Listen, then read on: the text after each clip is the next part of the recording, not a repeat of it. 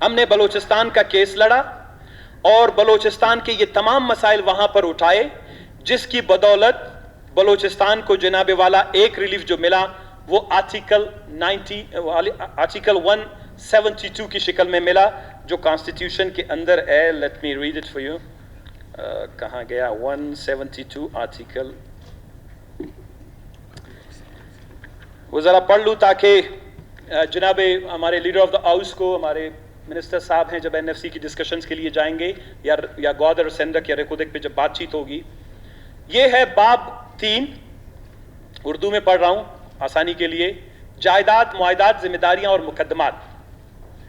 ये आर्टिकल 172 लावारिस जायदाद, यानी ऐसी जायदाद जिसका कोई वारिस ना हो, यानी सोना, चांदी, तांबा, कॉपर, ये बड़े बड़े जो होते हैं, इसका जनाबे वाला सेक्शन 1 पढ़ें। ऐसी कोई जायदाद जिसका कोई जायज मालिक ना हो, अगर किसी सूबे में वाक़या हो तो इस सूबे की हुकूमत की और हर दूसरी सूरत में वफाकी हुकूमत की मिल्कियत होगी। ये देखने को, पढ़ने को एक जुमला है, लेकिन जो लोग कॉन्स्टिट्यूशनलिज्म को समझते हैं, जो लीगल लैंग्वेज को समझते हैं, जो अपने अवाम के मफादात को समझते हैं, जो अपने अवाम के भूख, दर्द और तकालीफ को समझते हैं, ये बड़ी मुश्किल के बाद जनाब वाला हमने अल्फाज डलवाए थे। इससे पहले के कॉन्स्टिट्यूशन को भी आप रख के अपने सामने कभी रखें, फिर आप अंदाजा करेंगे कि उस कॉन्स्टिट्यूशन में बलूचिस्तान के लिए पॉलिटिकली ऑपरेट करना नामुमकिन था, इकोनॉमिकली ऑपरेट करना नामुमकिन था। उस वक्त कंकरेंट लिस्ट थी और फेडरल लेजिस्लेटिव लिस्ट था।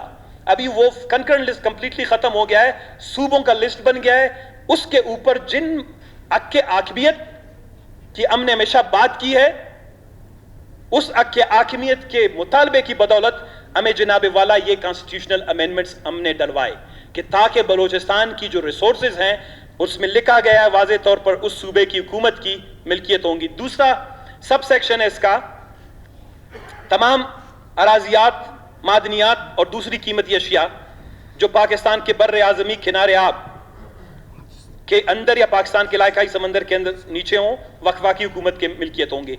ये एक्सक्लूसिव इकोनॉमिक जोन जो 20 नॉटिकल माइल से आगे, समंदर के आगे जो एक्सक्लूसिव इकोनॉमिक जोन है, सूबे की नहीं, उसमें ये इस शिक में उसकी बात की गई है।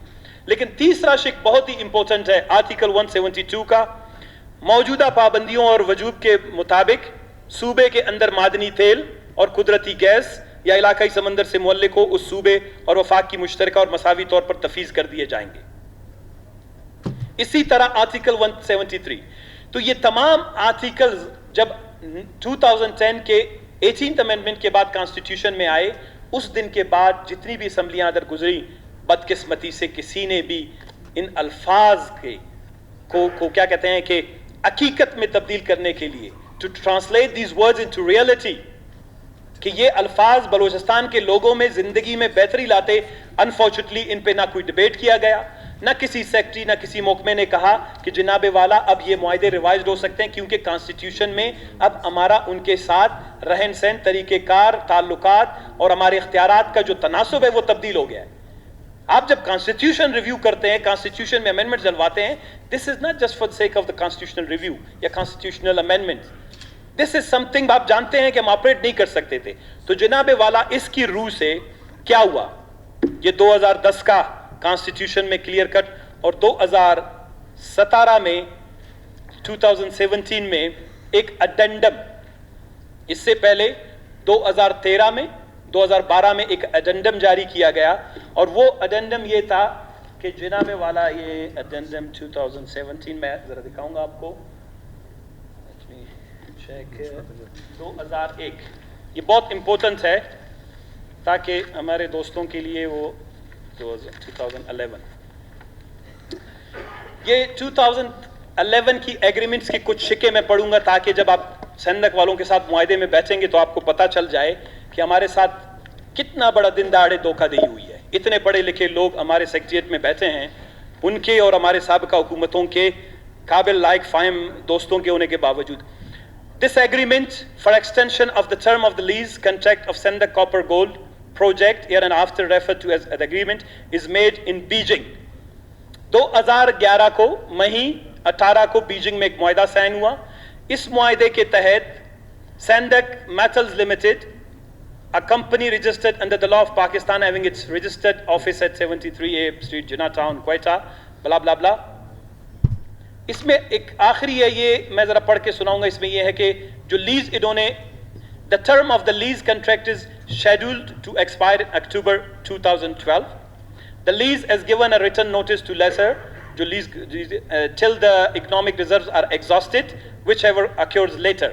यानी 2002 के 12 के बाद हम लीज को एक्सटेंड कर रहे हैं, या तो आप सोना चांदी जल्दी खत्म कर लें या लीज का टाइम खत्म हो. ये लफ्ज हैं, अंग्रेजी से अगर उसको उर्दू में तर्जुमा करेंगे, the leasee has given a written notice to lessor seeking extension in the term of the lease contract for 5 years behind October 2012 or till the economic or reserves are exhausted, whichever occur later. अच्छा, इसमें F जो है, section F है, वो खुद मानते हैं, Beijing में भी बैठ के ये मुआहदा हुआ.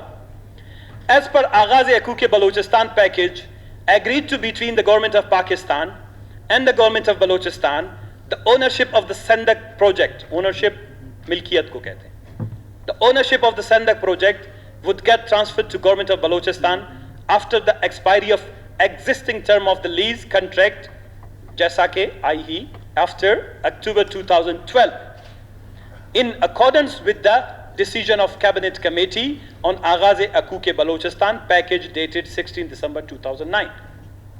Clearly, बीजिंग में बैठ के मुआहदा हुआ अक्टूबर 2012 में.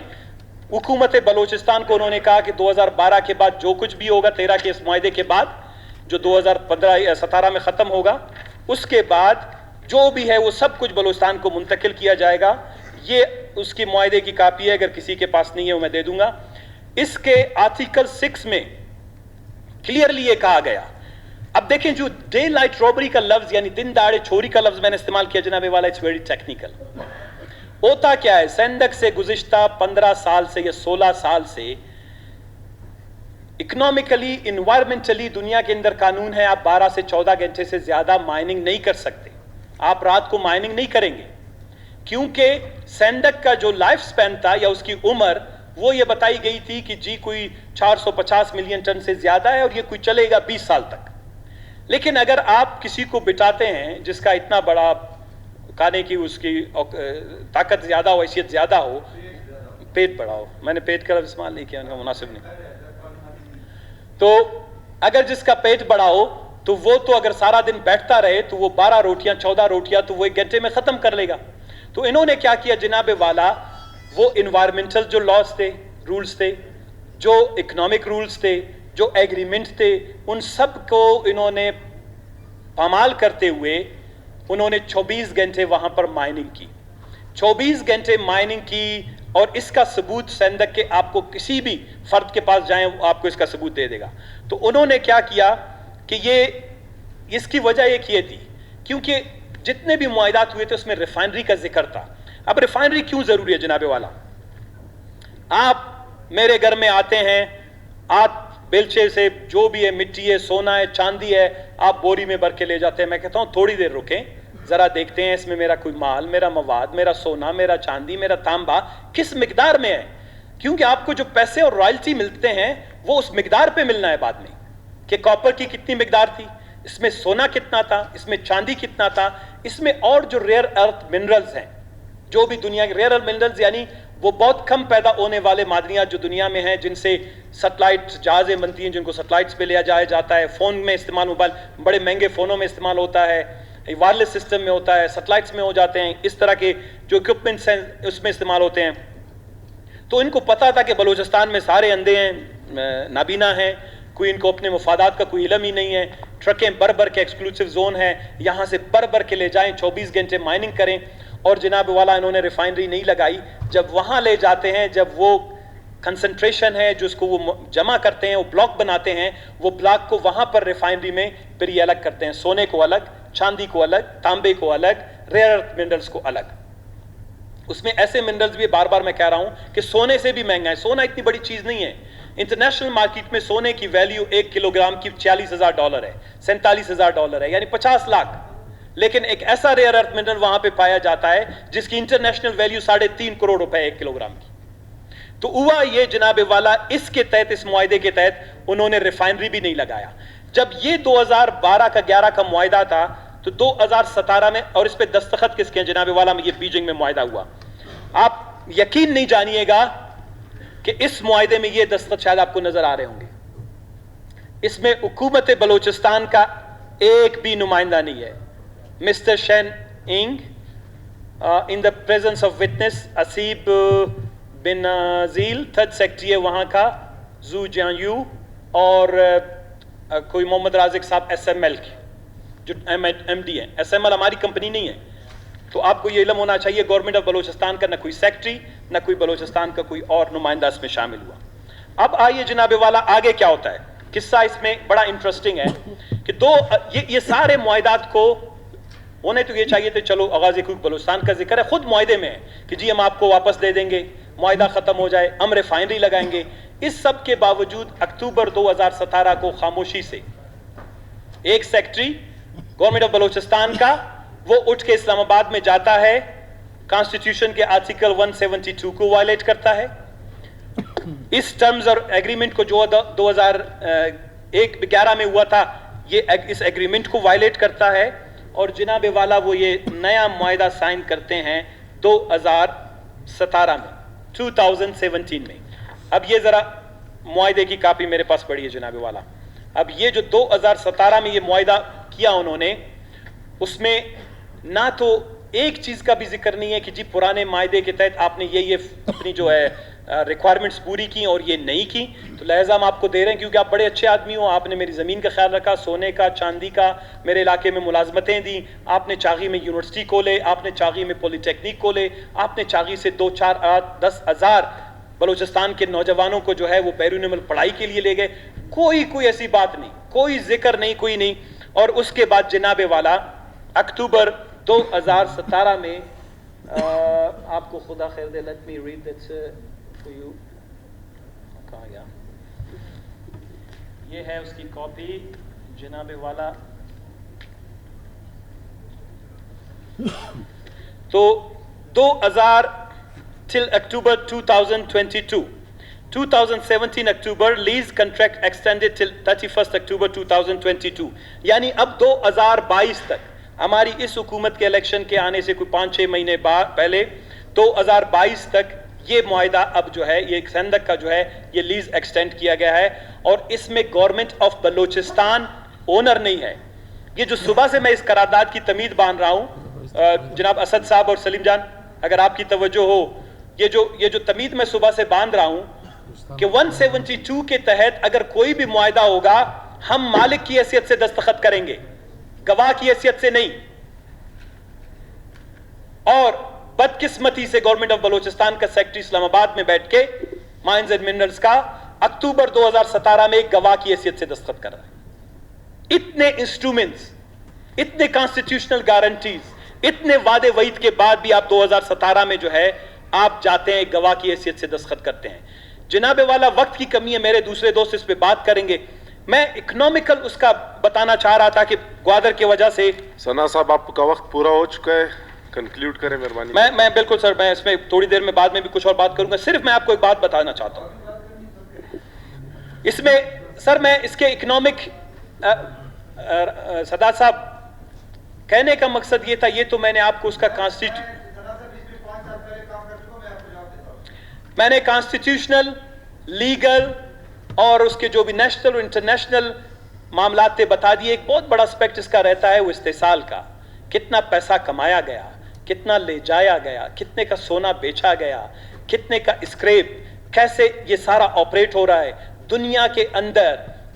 مائنز اینڈ منرلز کی تاریخ میں اس سے بڑا وہ کیا کہتے ہیں بلیک ہول, اس سے بڑا کالا کنواں جو ہے وہ دنیا کی تاریخ میں آج تک نہیں ہے. تو میں اس پہ بعد میں شاید ٹائم ملا تو میرے دوست بات کریں گے. میں صرف آپ سے جناب اسپیکر یہ گزارش کرتا ہوں کہ ان تمام آئینی, قانونی ٹرمز, ایگریمنٹ اینڈ معاہدات کو مد نظر رکھتے ہوئے یہ اسمبلی نمبر 1 متفقہ قرارداد پاس کرے کہ اکتوبر 2017 میں ہونے والا معاہدہ آئین سے ماورا ہے, غیر قانونی ہے, غیر آئینی ہے, اس کو فی الفور منسوخ کیا جائے. اور دوسری بات یہ ہے کہ حکومت بلوچستان, یہ ہمارے دوست بیٹھے ہوئے ہیں, میں ابھی تھوڑی سی مجھے فیلنگ ہماری آتی جا رہی ہے کہ I was thinking کہ جام صاحب چیزوں کو بڑا ڈیسینٹرلائز کریں گے، لیکن اوور سینٹرلائزیشن کی پالیسی 70 سال میں بلوچستان کو تباہی اور بربادی کے دانے پہ لے گیا. جام صاحب as a friend, as a brother, I would like to request you کہ آپ چیزوں کو ڈیسینٹرلائز کریں، اختیارات تفویض کریں دوستوں کو اپنے. اور اذان شروع ہے ثنا صاحب، مہربانی کی کنکلیوڈ کریں. Thank you much.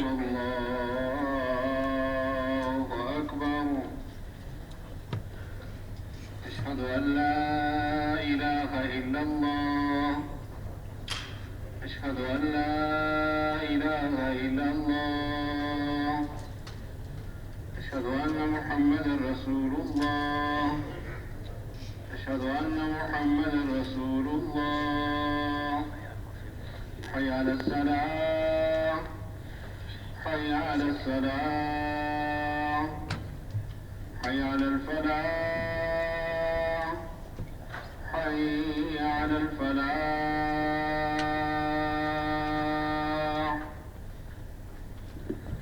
الله أكبر الله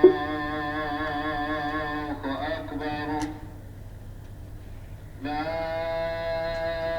إله إلا الله.